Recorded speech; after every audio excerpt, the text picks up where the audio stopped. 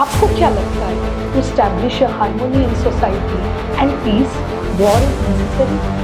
War और peace है वो एक ही सिक्का के दो पहलू हैं। आपको क्या लगता है in a global picture India क्या एक विश्व गुरु के रूप में can you see India emerging?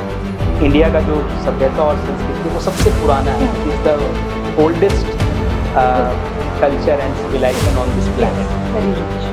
अभी जो इंडिया के बारे में हम बोलेंगे, India is very much afraid of failed diplomacy. अगर हम जयशंकर जी का एग्जाम्पल लें तो आप उनको किसके साथ रिजम्बल करना पसंद करेंगे महाभारत के कैरेक्टर में?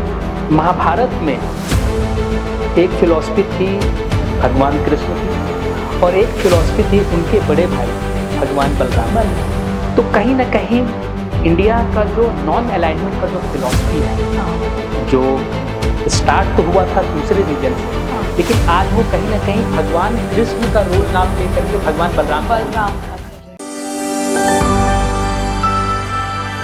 यो मां पश्यते सर्वत्र सर्वम च मयि पश्यते.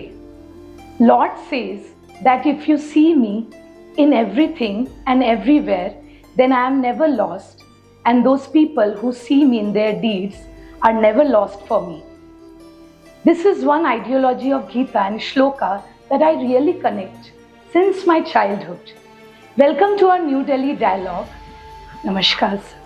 Lord Krishna खुद कह रहे हैं अर्जुन से that shed your coward eyes, कि आप कायरता छोड़िए और कर्म पे ध्यान दीजिए. आपका कर्म है युद्ध लड़ना और धर्म की स्थापना करना.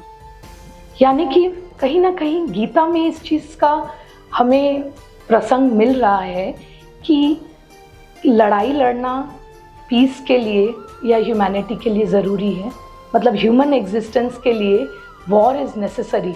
तो कहीं ना कहीं ये कॉन्ट्राडिक्ट करता है आइडिया को. आपको क्या लगता है to establish a harmony in society and peace war is necessary? देखिए, कई हमारे देश में भी ऐसे महात्मा हुए, इंटेलिजेंट लोग हुए जिन्होंने वॉर को पूरी तरीके से नकार दिया जी. उनका कहना है कि वॉर होना ही नहीं चाहिए सोसाइटी में. तो जैसे आप देखेंगे, हमारे इंडिया में भी महाभारत के बाद ऐसा गिल्ट कॉन्शियसनेस हुआ कि वॉर बहुत बुरी चीज़ है, वॉर नहीं लड़ना चाहिए, और वॉर लड़ने से जो वायलेंस होती है, इतने लोग मर जाते हैं, ये कहीं से भी जस्टिफाइबल नहीं. तो इंडिया ने वॉर लड़ना ही छोड़ दिया. जो बताते हैं कि महाभारत के समय में जो हमारी साइंस एंड टेक्नोलॉजी जिस तरह से डेवलप्ड थी, जैसा अगर आप आइंस्टीन से और ओपेनहाइमर से पूछेंगे कि आपको परमाणु बम का कॉन्सेप्ट कहाँ से मिला, तो वो बताते हैं कि हमने गीता में पढ़ा था. बिल्कुल. तो वॉर से कहीं ना कहीं महाभारत के बाद इंडिया की बहुत विरक्ति हो गई कि वॉर नहीं लड़ना चाहिए. तो उसी परंपरा में बुद्ध आए, महावीर आए, महात्मा गांधी जी भी, उन्होंने भी नॉन वायलेंस का बहुत हिमायती किया. लेकिन देखिए, ये कैसी आयरनी है कि जो कंट्री ये मानता है फर्मली कि आत्मा कभी नहीं मरती, आत्मा को नष्ट नहीं किया जा सकता, ये गीता का मेन श्लोक है, शरीर नाश्वर है, शरीर नश्वर, उसी कंट्री को हजारों साल तक गुलाम बनाए रखा. बिल्कुल. कितने फॉरेन इन्वेजन आए, इंडिया में राज किए, बाहर के इन्वेडर, अंग्रेजों ने ऑलमोस्ट 250 साल तक राज किया. तो जो कंट्री ये मानता था, उसकी बेसिक फिलॉसफी थी कि आत्मा नहीं मरती है, आत्मा को नष्ट नहीं किया सकता, वो इतनी डरपोक कम्युनिटी बन गई कि उसके ऊपर हजारों सालों में लोगों ने राज किया. तो ये कहीं ना कहीं वॉर से जो विरक्ति थी और गलत लेसन जो महाभारत से जो लोगों ने लिया कि हम वॉर नहीं करेंगे, शांति प्रिय रहेंगे, शांति स्थापना करेंगे. तो मुझे लगता है कि war is also part and parcel of your life. क्योंकि इंडिया को भी लड़ना पड़ा. हाँ, आज़ादी के लिए, अपने आत्मविश्वास के लिए. वॉर और पीस है वो एक ही सिक्का के दो पहलू हैं. आप सिर्फ पीस चाहेंगे तो कभी पीस नहीं होगा. हम लोग वॉर लड़ना छोड़ दिए तो हम लोग फिर मुगलों के लिए लड़ते थे, उनके अंडर सेना में भर्ती होकर इंडियंस लड़ते थे. वर्ल्ड वॉर 1 में ब्रिटिश की तरफ से लड़े, वर्ल्ड वॉर 2 में ब्रिटिश की तरफ से लड़े. तो वॉर अगर आप नहीं लड़ेंगे तो आपके ऊपर थोपा जाएगा, फिर आप दूसरों के लिए लड़ेंगे, विदेशी मालिक के लिए आप वॉर लड़ेंगे. तो वॉर इनएविटेबल है, इसको आप हटा नहीं सकते हैं। एक और आपको हम एग्जांपल देना चाहेंगे, जो कंट्रियां वॉर लड़ती थी क्या वो कमजोर कंट्री होती थी? फर्स्ट वर्ल्ड वॉर में जब जर्मनी की हार हुई तो लोगों ने बोला कि अब तो जर्मनी खत्म हो गया, हाँ। क्योंकि वर्साई का जो पैक्ट था वो बहुत ह्यूमिलिएटिंग पैक्ट था। तो बहुत सारे उसमें इम्पोजिशन कर दिए थे, इकोनॉमिक सैंक्शन कर दिए थे, बहुत सारे माइंस जर्मनी के लिए लिए गए थे। वही जर्मनी फिर 18 से 19 साल बाद फिर दूसरा हिटलर के नेतृत्व में फिर से वर्ल्ड वॉर 2 लड़ा। फिर वर्ल्ड वॉर 2 के बाद जापान में एटम बम गिर गया, जर्मनी में जो है सो अगेन फिर उस तरीके से उसका भी ग्रोथ पूरी तरीके से रुक गया था कि भाई आपने वॉर में बहुत एक्सपेंड कर दिया। वही जर्मनी और जापान जो सेकेंड वर्ल्ड वॉर में लोगों ने बोला कि अब ये कंट्री खत्म हो गई, वो फिर से वर्ल्ड की टॉप 5 इकोनॉमी बन गई।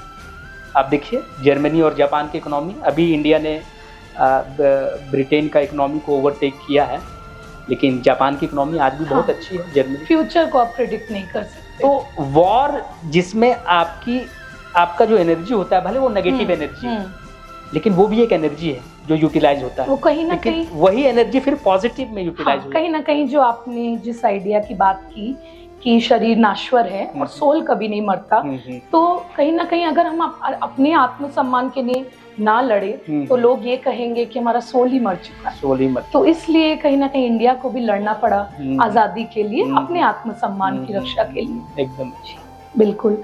तो सर इंडिया ने हमेशा ही रिफ्रेन किया वॉर से, है ना? कभी भी वो ये नहीं चाहती है किसी से भी नेबरिंग कंट्री से उनकी कोई लड़ाई हो, हमेशा डिप्लोमेसी का ही रास्ता उन्होंने चुना। तो आपको क्या लगता है, जैसे post Covid there are lot of countries जो एक तो वॉर जोन ही बन गई हैं, तो वहाँ तो इकोनॉमिक क्राइसिस होगा ही, और बहुत सारी कंट्रीज ऐसी हैं जहाँ पे पोस्ट कोविड इम्पैक्ट की वजह से those countries are actually interdependent on each other। तो ऐसे में हमें लगता है कि कहीं ना कहीं इंडिया का इकोनॉमी बैलेंस चल रहा है, हम सुधारने की कोशिश कर रहे हैं। तो ऐसे में आपको क्या लगता है, in a global picture India क्या एक विश्व गुरु के रूप में, can you see India emerging? देखिए इसमें तो कोई डाउट नहीं है कि right now India is Jagat Guru, इसमें कोई डाउट नहीं है। लेकिन हाँ, जगत गुरु आप हैं क्योंकि हमने इस वर्ल्ड को लॉर्ड बुद्धा दिया, भगवान महावीर दिया, महात्मा गांधी दिया, और इंडिया का जो सभ्यता और संस्कृति है वो सबसे पुराना है। It is the oldest culture and civilisation on this planet, very rich. लेकिन ये सब हमारी एक तरह से सॉफ्ट पावर है, लेकिन जब तक आपके पास हार्ड पावर नहीं होगा you can not lead this world.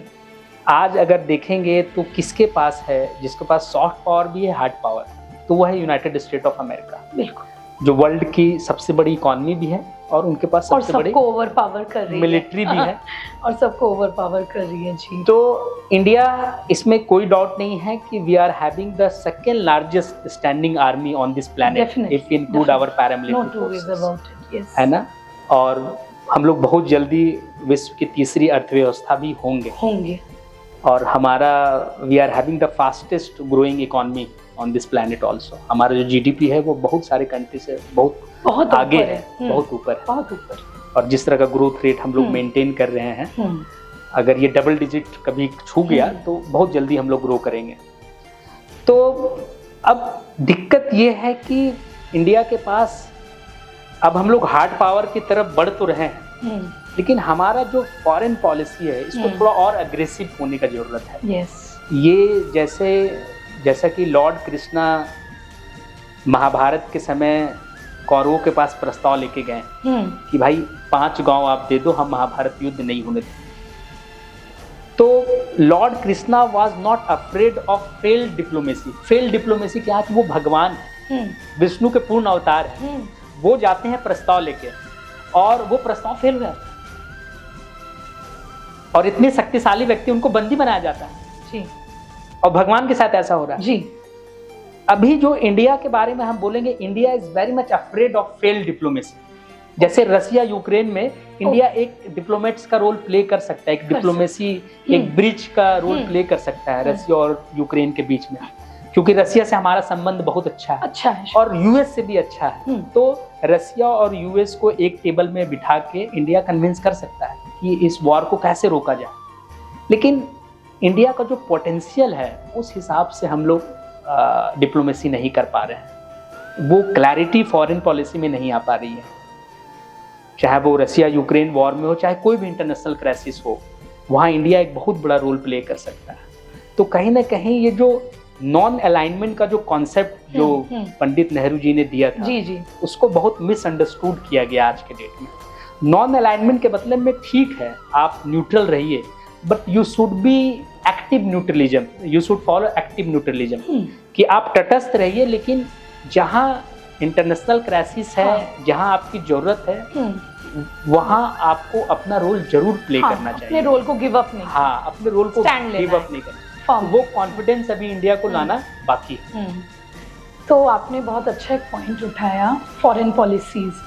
Sir आपको तो ये पता ही होगा, बहुत सारी ऐसी कंट्रीज है, they are actually liking India's foreign policy since long time, few years back. तो इंडिया की फॉरेन पॉलिसी के बहुत विश्व में बहुत ऐसे नेशन हैं जो फैन बन चुके हैं। तो आपको क्या लगता है, जैसे ये फॉरेन पॉलिसीज़ हैं और जो फॉरेन पॉलिसी मेकर्स हैं, तो आप इस पूरे पॉलिटिक्स में, इंडिया के पॉलिटिक्स में, अगर आप महाभारत में से किसी को भी, किसी एक किरदार को जो आपके बेहद करीब हो दिल के, तो ऐसे किसी किरदार को अगर आप पॉइंट आउट करना चाहें, तो आप किसके साथ उसकी सिमिलैरिटी देखते हैं इंडियन पॉलिटिक्स में, या अगर हम जयशंकर जी का एग्जाम्पल लें तो आप उनको किसके साथ रिजेंबल करना पसंद करेंगे महाभारत के कैरेक्टर में? देखिए, इंडिया के फॉरेन पॉलिसी, ये सही बात है कि हाँ, वो आज पूरे विश्व में उसको सराहा जा रहा है, और क्यों सराहा जा रहा है और इसको कैसे हम महाभारत से कोरिलेट कर सकते हैं, इसका आपको हम एग्जाम्पल देंगे कि महाभारत में एक दो तरह की फिलॉसफी मोटा मोटी आपको हम बताना चाहेंगे। एक फिलॉसफी थी भगवान कृष्ण की, और एक फिलॉसफी थी उनके बड़े भाई भगवान बलराम। देखिए कैसा सिस्टम था वहाँ।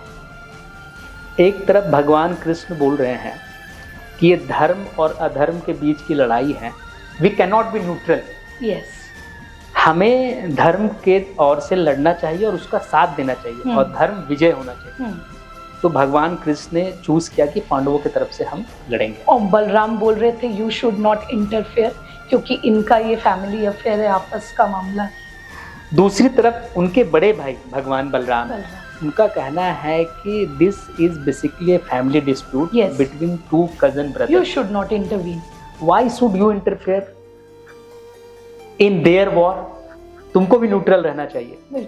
तो भगवान बलराम कृष्ण को बताते हैं। तो जब महाभारत का युद्ध हो रहा था तो पूरी तरीके से भगवान बलराम तटस्थ थे, वो तीर्थ यात्रा पे चले गए, बोले कि हम ये युद्ध नहीं देखना चाहते हैं और हम इसमें पार्टिसिपेट नहीं, विरोध किया उन्होंने। तो कहीं ना कहीं इंडिया का जो नॉन अलाइनमेंट का जो फिलॉसफी है, जो स्टार्ट तो हुआ था दूसरे रीजन से, लेकिन आज वो कहीं ना कहीं भगवान कृष्ण का रोल ना प्ले करके भगवान बलराम का कर रहे हैं कि हमें किसी से मतलब नहीं है, आप लोग अपना समझिए। तो ये फिलॉसफी को चेंज करके आपको भगवान कृष्ण का फिलॉसफी फॉलो करना होगा। हम ये नहीं बोल रहे हैं कि इंडिया रसिया यूक्रेन वॉर को रोक देगा, इजराइल गाजा वॉर को रोक देगा, लेकिन इंडिया एक बहुत इंपॉर्टेंट इंटरनेशनल प्लेयर है और India wants to get permanent membership in United Nation Security council.